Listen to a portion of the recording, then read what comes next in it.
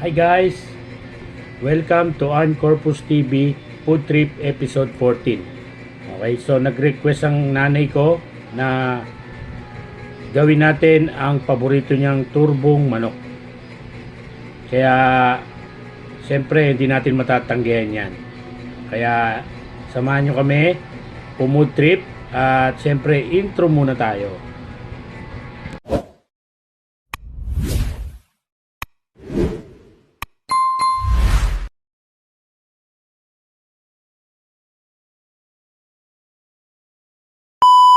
Okay, so hindi ko na pinakita yung pag-marinate ko pero may previous vlog naman ako, pwede kong isingit. At ito na yung status ng ating manok after ng pagmamarinate. Check natin. Okay, ayan na siya, nilagay ko na siya dyan sa turbo. Ito yung marinate nya, marinating sauce. Yan, so papahida na lang siguro yan bago ko i-activate. Ito na yung status ng manok natin. Bali pupunasan ko na lang siya bago ko i-activate yung turbo. Ayan. So ganito lang diskarte ko dyan. Ayan, kikita nyo naman. Ayan, pinupunasan natin para mas malasa.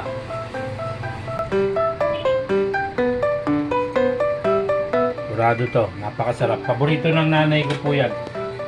Kaya, ngayon, i-activate na natin. So, mag-antay tayo ng 20 minutes sa unang salang and then babalik ta rin natin 20 minutes ulit. So, update ko kayo. Okay, tanga, let's.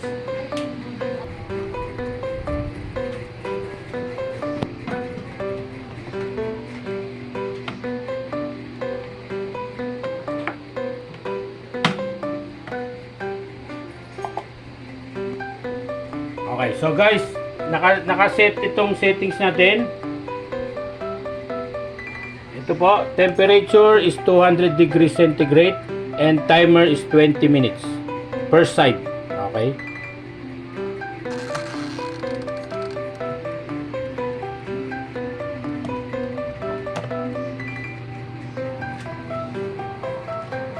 Okay, so guys, ayan na. Nakasalang na yung manok natin. Tayo natin 20 minutes at update ko ulit kayo.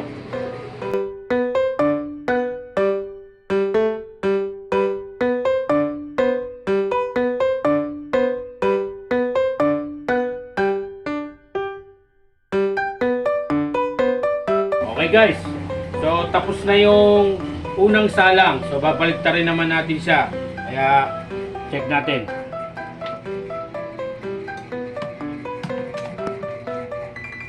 Ayan siya guys. So babalik ta rin natin yan para mas okay. Okay. Sasalang natin ulit siya. Update ko ulit kayo mamaya. Okay guys, ayan. Nabaliktad na natin siya. So papahida natin siya ng marinade sauce.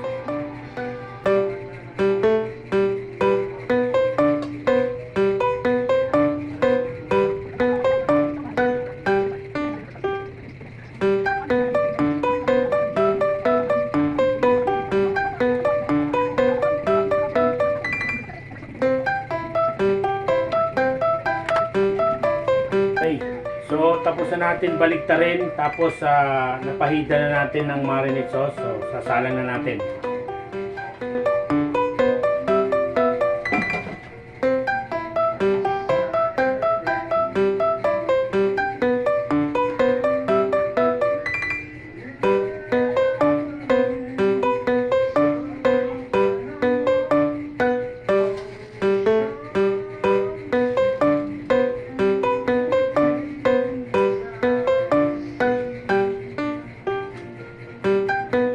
Update ko ulit kayo mamaya pag tapos na.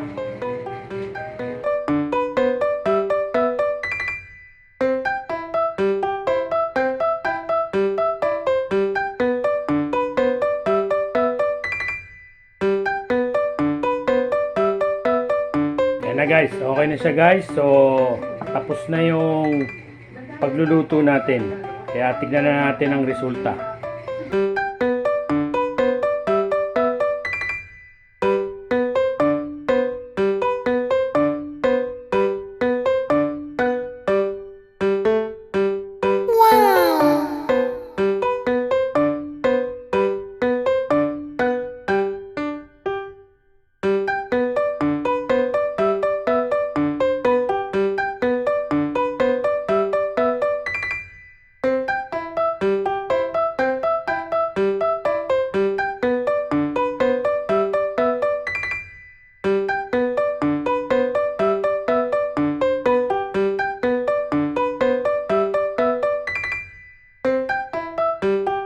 Okay na guys, so dinner time at dun tayo kakain sa bahay nila mama.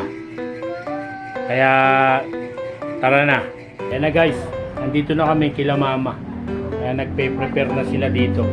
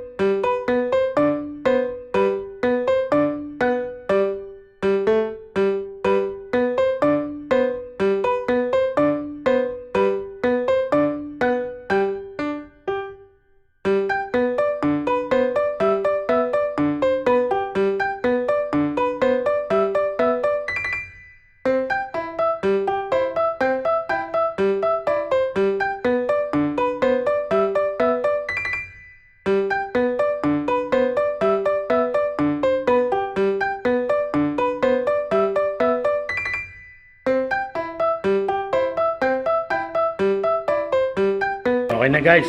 Tapos na tayong maghapunan. Nairaos na natin. Ayan, tapos na.